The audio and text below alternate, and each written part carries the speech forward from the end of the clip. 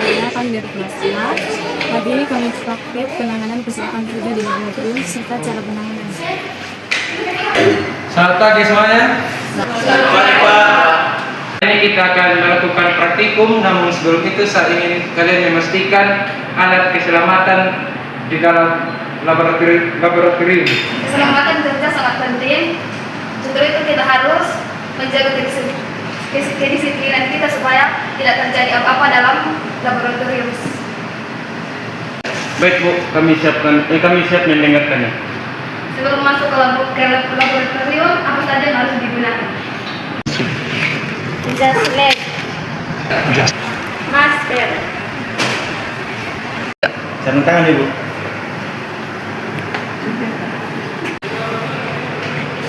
sepatu bot. Benar sekali anak-anak. Selain itu, rambut yang panjang harus diikat dan tidak boleh memakai sandal di dalam ruang lab. Mengapa harus begitu, Pak? Agar rambut kita tidak terkena bahan kimia dan tersangkut di alat laboratorium. Teman-teman, mari kita periksa perlengkapan masing-masing.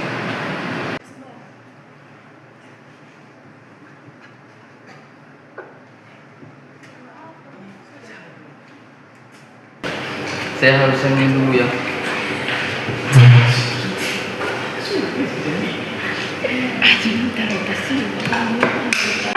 Apa yang kalian lakukan?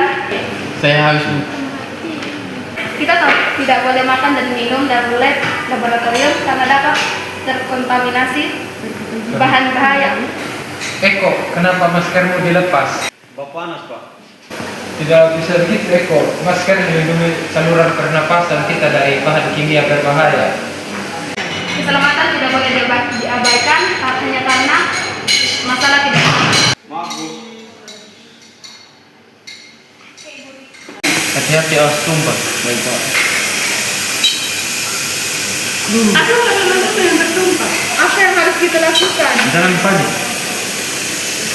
Bagus anak-anak, langkah pertama yang kita lakukan itu harus tetap tenang, jangan panik.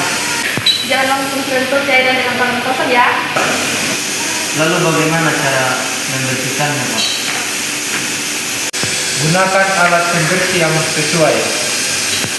Jika tidak tahu jenis bahan kimianya, jangan coba menyentuhnya dengan tangan kosong.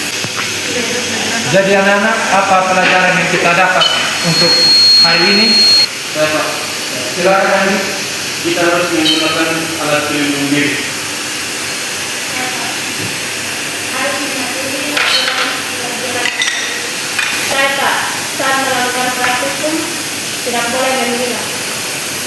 Saya, Pak, harus berhati-hati saat menggunakan bahan kimia. Serta harus melaporkan atas kecelakaan. Serta harus menjaga kebersihan di area kerja. Sangat bagus anak-anak. Keselamatan di laboratorium bukan hanya tanggung jawab sendiri, tapi untuk tanggung jawab kebersamaan. Ingat, kecelakaan kecil bisa menyebabkan menjadi yang lebih besar. Karena itu, jadikanlah keselamatan sebagai kebiasaan.